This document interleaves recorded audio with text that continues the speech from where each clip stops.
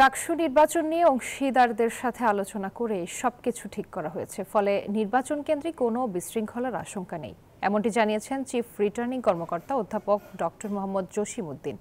দুপুরে সিনেট ভবনে গণমাধ্যমকে দেওয়া সাক্ষাৎকারে তিনি জানান, ডাকসু নির্বাচনের নিরাপত্তায় বিশ্ববিদ্যালয় প্রশাসনের পাশাপাশি আইনশৃঙ্খলা বাহিনীও নিয়োজিত থাকবে।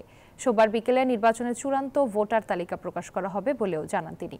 খসড়া তালিকায় ৩৯,৯৩২ জন ভোটারদের তালিকা করা হয়েছে। তেমন অভিযোগ না থাকায় চূড়ান্ত তালিকায় খুব একটা পার্থক্য হবে না বলেও জানান রিটার্নিং কর্মকর্তা।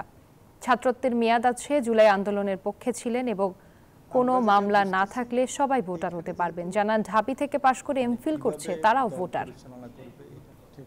আজকে বিকেল 4টা ঢাকা বিশ্ববিদ্যালয়ের ছাত্রছাত্রীদের দীর্ঘ প্রত্যাশিত, কারণ সবাই চায় একটা ডাকসু নির্বাচন হোক, কারণ নেতৃত্বের জায়গাটা ডাকসু ছাড়া চিন্তা করা কঠিন।